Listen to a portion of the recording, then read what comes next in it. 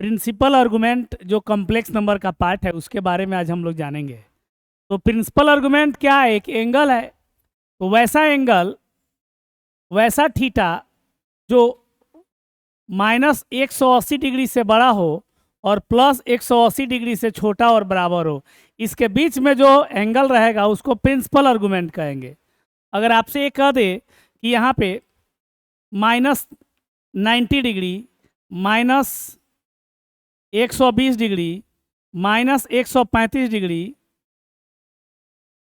-150 degree, ये total 0 degree, 35 degree, plus में 60 degree, 90 degree, 150 degree, इस सब का सब प्रिंसिपल आर्गुमेंट होगा। इस सब का सब प्रिंसिपल आर्गुमेंट होगा, शॉर्ट में ARG बोलते हैं। लेकिन वही अगर आपको लिख दिया जाए माइनस में 200 डिग्री, माइनस में 300 डिग्री, माइनस में 380 डिग्री, यहाँ पे प्लस में 225 डिग्री, प्लस में 235 डिग्री, प्लस में 260 डिग्री, प्लस में 360 डिग्री, तो ये क्या है? ये 180 से ज़्यादा है, नीचे प्लस में 180 से ज़्यादा है, -180 से कम है।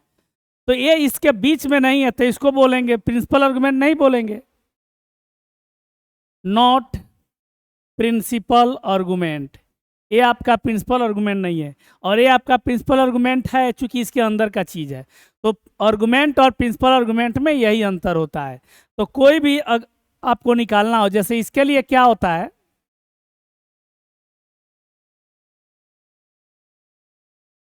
x dash y dash y। Principal argument में क्या होता है ध्यान से देखेंगे, तो इसमें प्रिंसिपल आर्गुमेंट का फॉर्मूला जो आर्गुमेंट रहता है वही हो जाता है। प्रिंसिपल आर्गुमेंट z बराबर tan इनवर्स y/x। इसमें principal argument pi minus tan inverse y/x,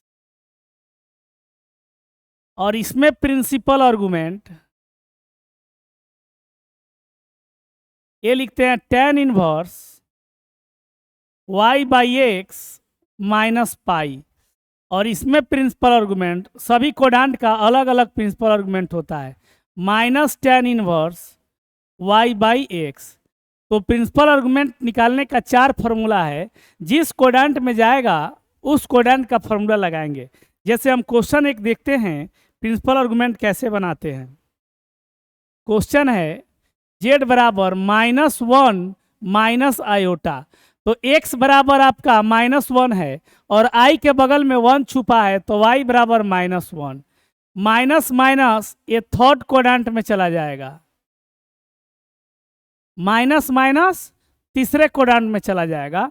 तो आर्गुमेंट ऑफ z बराबर आपका क्या होगा? तो लिखेंगे tan inverse y/x minus pi. तो आर्गुमेंट ऑफ z बराबर tan inverse y/x -1 -1 minus pi. ये -1 माइनस पाई होगा। अब इसमें आर्गुमेंट ऑफ z बराबर आपका कितना हो जाएगा? ये दोनों कैंसिल हो गया, tan इनवर्स 1 माइनस पाई। तो आर्गुमेंट z बराबर आपका होगा 1 का π/4 हो जाएगा और माइनस पाई। आर्गुमेंट z बराबर आपका निकल गया 4 LCM पाई -4 पाई, यानी -3 π/4। जब भी प्रिंसिपल आर्गुमेंट निकालना हो ये फॉर्मूला का इस्तेमाल करेंगे। कोई क्वेश्चन ले ले, z बराबर यहाँ ले ले 3 -√3 आयोटा, तो आप देख सकते हैं कि x बराबर 3 है और विद्यार्थी y बराबर -√3 है, तो ये फोर्थ क्वाड्रेंट में चला जाएगा। आर्गुमेंट z बराबर आपका हो जाएगा -tan inverse y/x। Argument z बराबर माइनस टेन इनवर्स y का मान -√3 और x का मान 3, मॉड में माइनस प्लस बन जाता है। आर्गुमेंट z बराबर -tan इनवर्स, ये माइनस प्लस हो गया √3/3, 1/√3 हो गया। 1/√3 विद्यार्थी कितना डिग्री, π/6, आपका आंसर हो गया। तो ये जितना भी क्वेश्चन इस पर बनेगा सब प्रिंसिपल आर्गुमेंट का है।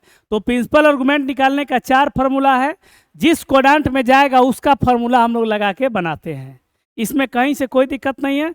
तो आर्गुमेंट हम पिछले वीडियो में बताए थे, सिर्फ आर्गुमेंट, ये है प्रिंसिपल आर्गुमेंट।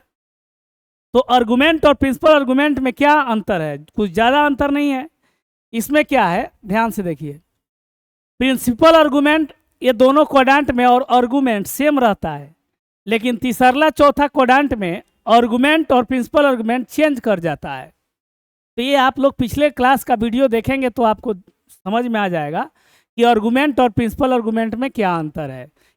तो ये आपका प्रिंसिपल आर्गुमेंट हो गया, और पिछले क्लास में प्रिंसिपल आर्गुमेंट और आर्गुमेंट बताए थे। चलिए तो नेक्स्ट हम लोग देखते हैं एक और क्वेश्चन।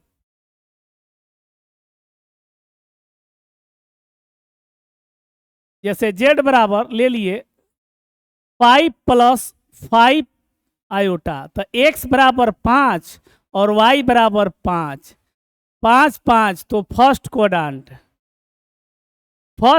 में आर्गुमेंट ऑफ z का फॉर्मूला यानी प्रिंसिपल आर्गुमेंट कहेंगे। यहाँ भी प्रिंसिपल आर्गुमेंट लगा दीजिए, प्रिंसिपल आर्गुमेंट, सब में प्रिंसिपल आर्गुमेंट, क्योंकि दोनों एक दूसरे से रिलेटेड है, समझ गया ना।